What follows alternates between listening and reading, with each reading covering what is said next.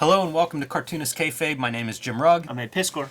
We are going to look at a Hellboy wrestling comic, Hellboy in Mexico by Mike Mignola and Richard Corben. So excited to dive into these. Before I do, I want to remind everybody out there to like, follow, and subscribe to the Cartoonist Kayfabe channel here on YouTube. And I tell you to subscribe because then you will be notified whenever a new video is posted, and it'll give you a leg up on the Kayfabe effect. If you want to try to chase down whatever book we are looking at, subscribe and you will get a head start on everybody else in your quest. Also, let the video play through to the end. That helps YouTube catalog the video for their algorithm to basically put our videos in front of other comic fans who may not be familiar with Cartoonist Kayfabe. So it really helps us grow the channel. We appreciate your help on that. But we're here today to talk Hellboy in Mexico. Super psyched to dive into it. This is the comic we're going to be looking at, but I brought along House of the Living Dead. I was not familiar with this. This came out like a year after Hellboy in Mexico in this hardcover format. I don't know, 64 pages, 80 pages, something like that. But it is also Mike Mignola and Richard Corben, two of my favorite creators, really awesome. It is set in Mexico, and as we dive into this story, you're going to see hints that there's more to his time in Mexico than what is in this story, because he spends some dark months drinking there that he barely remembers. Hellboy, House of the Living Dead, more wrestling, some monster elements, fights a Frankenstein-like luchador in this one.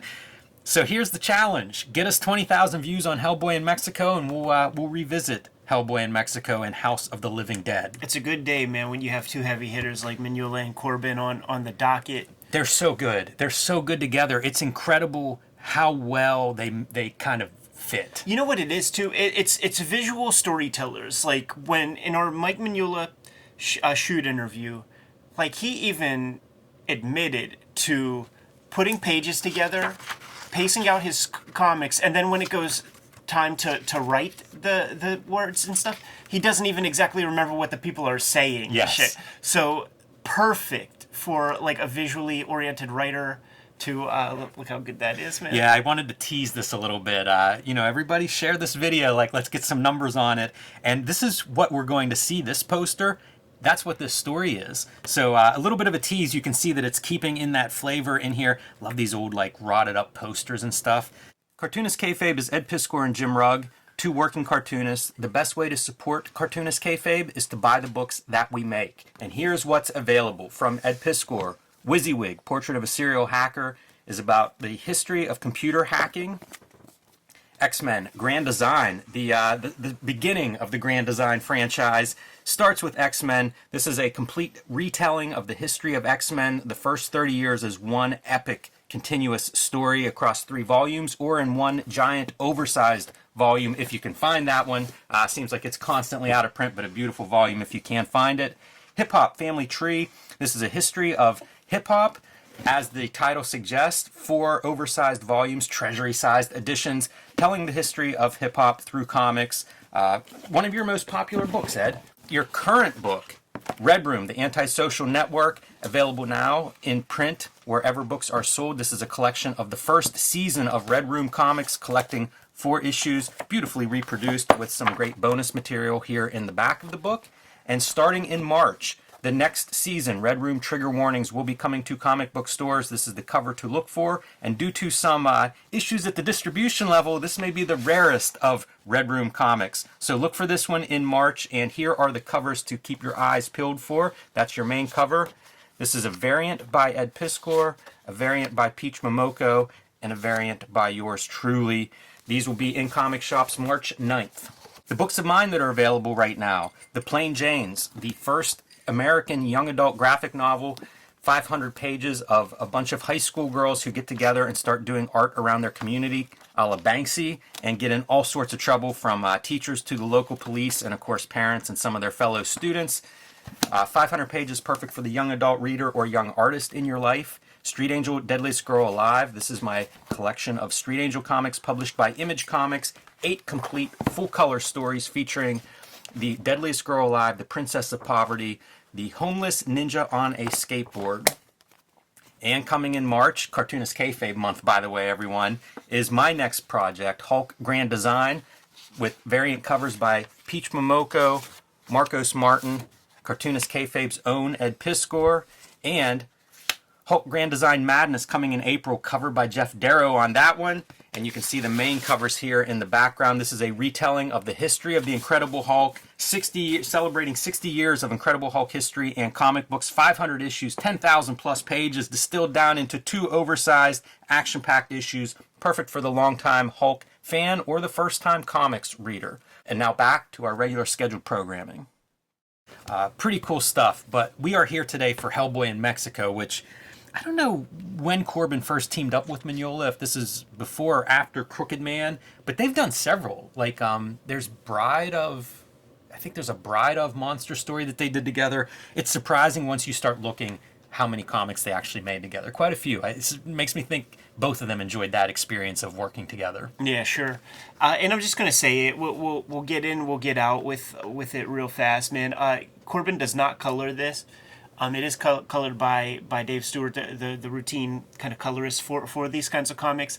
And Corben's comics are built for his color, but the dude was getting up there in years, and you either get a comic like this from Richard Corben, or you get nothing at all. You know what I'm saying, man? So we accept that. And I don't mind seeing someone like Dave Stewart. Dave Stewart has, I think, double-digit Eisner Awards for Best Colorist. So let's see what a state-of-the-art colorist can do with somebody like Corben, known for that color. It's just so built for his own like we know what he does with this kind of thing. Absolutely. I love how, like, stone-faced he makes Hellboy look in that image. Like, it really feels like if you touched his face, it'd be hard. Yeah. Like, chiseled even. And Abe Sapien, the amphibian stuck out there in the hot Mexican sun, not good for him. Those little bits do kind of reek of Mignola, but when we start to get into things, man, it firmly becomes a Corben comic. Yeah, little stuff like, in addition to them being who knows where, in the middle of nowhere, he's also dragging a trunk with something alive in it. That's such a Hellboy-ism kind of thing. And they wander into the only shade they can find, this rundown bar-looking place. And, man, you already see Corben coming to life with his rendering and lighting effects. So cool. And then the wrestling paraphernalia taped up on the walls. And what is this? We're in Mexico in 1982. Hey, Hellboy, what's going on over here? What's this from? And he tells a story about how it was 1956 he was down here investigating, I don't know, evil that would come up out of the ground. And so that's what brought him to Mexico in the 50s and stayed there a little while. Teamed up with some locals to combat this evil. And it's pretty good, like for an incidental picture, like people hung up on their wires and stuff. Dark times. Yeah, that real crazy Corben perspective where he's just stacking stuff up, layering things up, and not really sending shit back to vanishing points. Yeah, so he talks about how a couple of the agents that were with him were young and they quit a couple days in. Like, some people just aren't cut out for this kind of work, as you're seeing like examples of violence everywhere. And the guys who are cut out, though, a couple of local luchadors. These guys make me laugh, man. It's just their stoicism and stuff. And also, like, Corben just draws them with those football eyes that we drew when we were little kids and stuff, but it works for him. Yeah, and if you divvied up the head, like you always hear like the eye lines in the middle, that's a third. Yeah. That's a third from the top of the head. There's some acromegaly happening under that mask. Corben figure drawing, and, cutting in with some of these, like, little incidental elements, again, feels like Mignola. It's interesting that must be in the script. Yeah. Whatever format that script is. And then here we get to see some of the wrestling going on. And in between wrestling, they're helping Hellboy sort out this evil.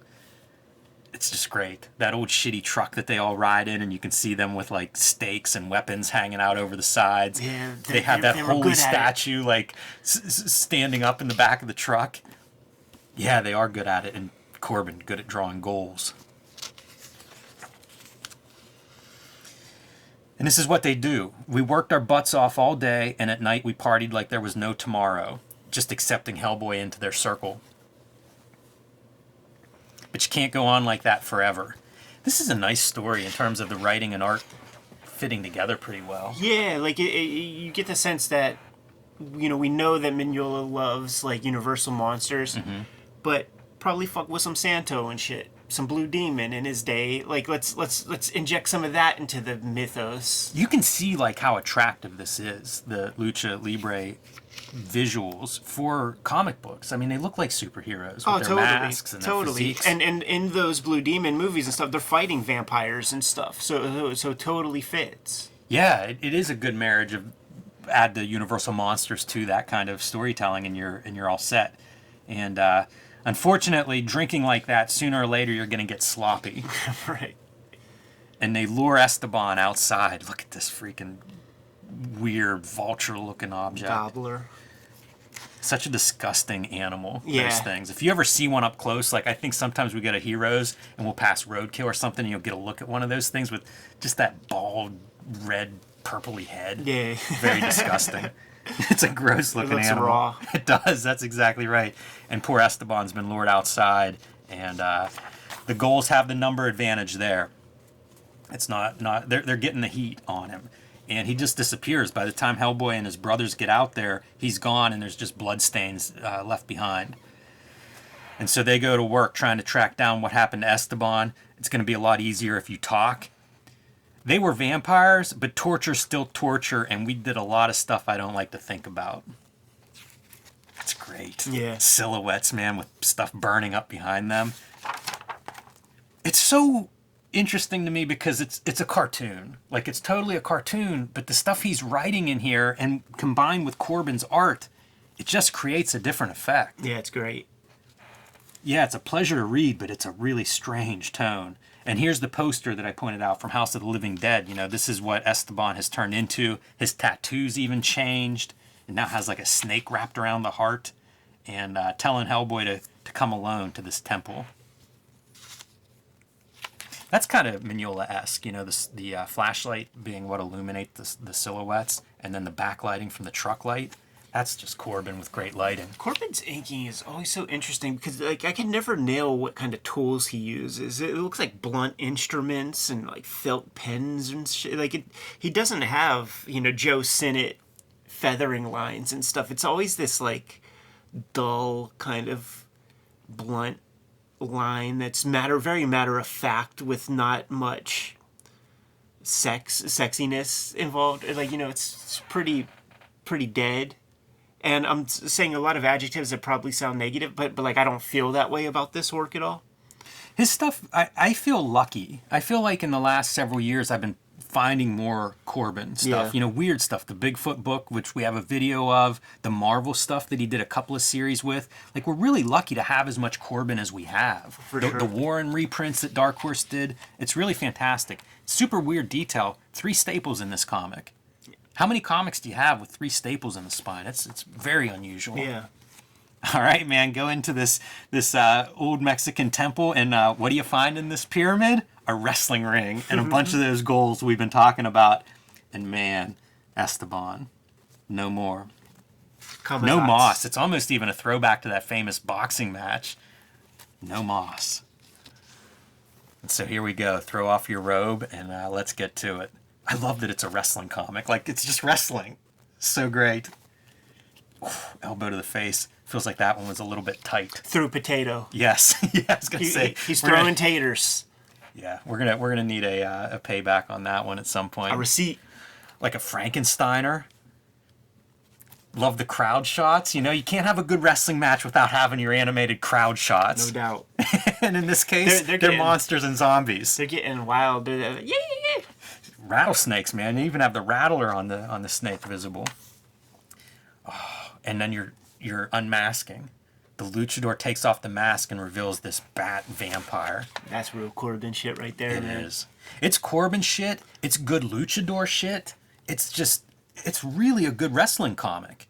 This pace, this 4-panel tier thing, it's like there are den pages that are like that. There's Mutant World pages. That's a Corben laid out sequence. It is, and I'll elevate it one more. It'd be really easy to have just your 2 straight lines for the top and the bottom, and it's not what he does. It's more interesting if you look. Those panels are just offset a little bit. It's great stuff, man. I'm a believer in that stuff lately. Me too. The way I've been pacing my pages and putting them together, man, is just like no 2 panels are the same size no matter what, even if they might look close. Yeah, that's pretty cool. It feels like there are two different camps, because you have your tight 6 and 9 panel grid people and a lot of good comics with that, but you have the other stuff where like Carl Barks, like you'll see his pages and they're broken up, so it's not just that vertical gutters. With all I just said, I'm working on Stray Bullets style Right. 8-panel grid to just like fuck with that. Yeah, It's all an exercise. definitely. Eventually, Hellboy's going to win this match and take Esteban out. This ending, I imagine, was thought of very early because it's so there. You know what I mean? You have this vampire bat guy, luchador. Of course, you stake him on the turnbuckle, and he turns back into his humanoid self. I feel like you start there, and then you write a story around that. Yeah, I think you're right.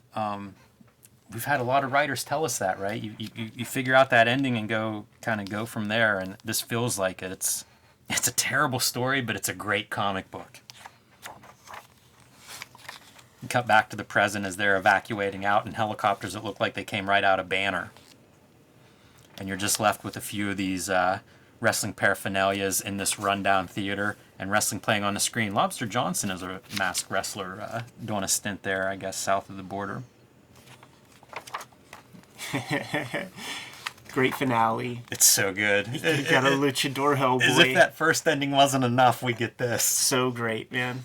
I love the luchador Hellboy with like the horns. There's holes in the mask for the horns to stick out. I mean, I just feel like it's paper mache, like Hellboy pretty much fits as a luchador character. Does. He's so perfect in that role.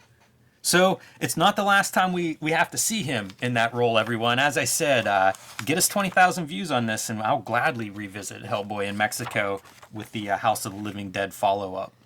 No doubt, man. Spread this video wide and far, man, so we can put more Corben Hellboy under the microscope. I'm good if you are, Jimmy. I am. Kayfabers, like, follow, subscribe to the YouTube channel, hit the bell, we'll notify you when new vids are available. What's out there, Jim? Hulk Grand Design. It'll be in comic stores in March. Tell your local comic store to pre-order a copy for you, to reserve one, to add it to your subscription box. However you do comic book shops, tell them you want Hulk Grand Design, and you can join me on patreon.com/JimRugg, where you can see some of my behind the scenes on how I put together Hulk Grand Design, how I put together all of my comics with original art, scripts, and a lot of process stuff. Red Room Trigger Warnings begins in March, coming out on a monthly basis. Every issue is completely self-contained, and if you see an issue, grab an issue. You can read these comics right now today at my Patreon, patreon.com/EdPiscor. $3 for the archive over there. More than 200 pages worth of comics material up there as we speak. And you could get to all these links in my link tree in the description below this video. What else do we have out there, Jim? Subscribe to the Cartoonist Kayfabe e-newsletter at the links below this video. You can also find Cartoonist Kayfabe t-shirts and merchandise at the links below this video. It's another great way to support the Cartoonist Kayfabe channel. Jimmy, given those marching orders, we'll be on our way. Read more comics.